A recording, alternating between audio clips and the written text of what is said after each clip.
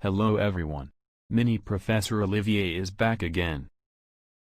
Are you ready for a new weekly analysis of financial markets? If you enjoy this weekly video, please show me your support and like it below, you will make my day. So, let's start. Markets have settled into a tight range, holding on to recent gains, as investors weigh up the worsening COVID and related economic backdrop with the increasing promise that a vaccine might soon set us back on a path to normality. Overnight, shares also rose in response to Donald Trump's grudging acceptance that his time in the White House is ending. He instructed officials to cooperate with the incoming Biden team, although he stopped short of actually conceding the election. Shares in Japan rose 2.4% after a long weekend break. The last few weeks have been driven by sentiment shifts, from pandemic gloom to reopening optimism, and back again. In recent days, the picture has become more fragmented, and stock-specific, as the two narratives have slugged it out for dominance, but the mood has turned decisively more positive today. This week started with a battle royal between the two stories. The good news was provided by AstraZeneca and Oxford University, which had been the leaders in the race for a vaccine, until Pfizer and Moderna came up on the rails a couple of weeks back.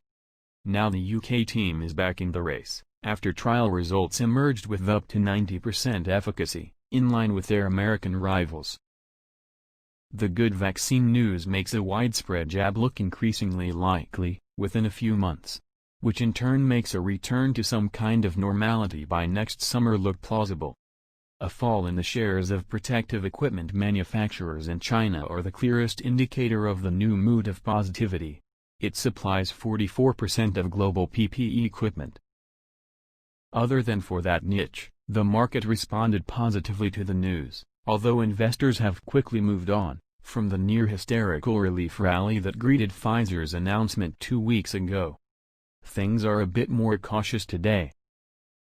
And rightly so, because we are clearly not out of the woods from the perspective of infections and hospitalizations, particularly in the US, or economically across much of the world, but particularly here in Europe. Evidence for that came this week, in the form of Purchasing Managers' Index announcements across Europe and the UK. They showed a region reeling from the impact of the second lockdown, and heading towards a double-dip recession, as the optimism of the summer has been replaced by a resigned acceptance of new stay-at-home orders. The performance of the stock market against this backdrop might seem a bit puzzling, but it is quite normal. Markets are discounting mechanisms. They focus more on what is going to happen next year, than what is going on today, and the vaccine stories suggest that 2021 is going to be a whole lot better than 2020 has been. Stock markets went into a sideways moving pattern in September, and in technical terms have now broken out from a narrowing triangular shape to the upside. This again is normal. Markets that pause for breath, as they have over the past 2 months, do more often than not revert to their previous direction of travel, which as we know has been upwards since the spring. The good news is that the gains have happened in the absence of much real enthusiasm from investors, in terms of fund flows. This remains an unloved bull market, and that suggests that it could still have a way to run, as there is still money on the sidelines waiting to be put to work. If you look at the longer-run bull market, in the context of earlier so-called secular or multi-year rallies, then a good case can be made that the current rising trend remains intact. Although shares have been rising for 11 years now, since they bottomed in 2009, this does not look excessive, when compared with previous uptrends in the 1980s and 1990s, and before that in the 1950s and 1960s. In both cases, shares rose for around 20 years. Indeed, it is uncanny how closely the last 11 years mirror the market performance of the first half of both of those earlier extended bull markets. But that doesn't mean that it will simply be more of the same for the next 11 years. In previous long market rallies, the leadership often shifted around halfway through. For example, in both previous bull markets, commodities started to outperform stocks at around this stage. That could be replicated again, especially if big expansions of government spending trigger a cyclical upturn in the economy, especially one fueled by infrastructure spending, and one characterized by rising inflation. The oil price rose again yesterday, to more than $46 a barrel, on greater optimism. Gold, on the other hand, fell again to $1,825 an ounce, well off its recent peak. Inflation was actually the key difference between the two earlier bull markets. The first ended in the high inflation 1970s, while the second in the low inflation noughties. We've talked a lot here, in recent weeks, about the style shift from growth to value, and whether this actually happens now is dependent in large part on whether inflation returns. Credit Suisse recently listed 5 reasons why an upwards price spiral might be on the cards again.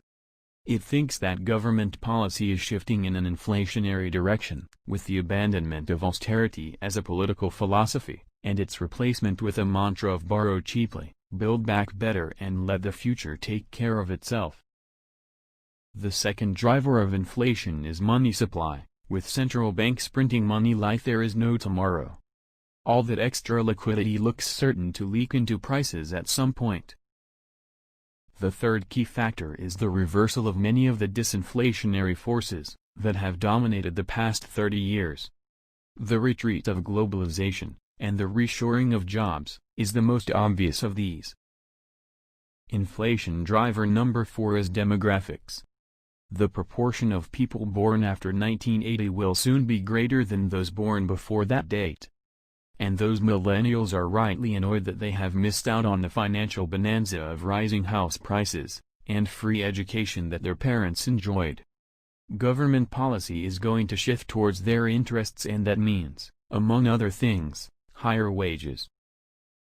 The final reason to think that inflation is on the way is perhaps the most powerful.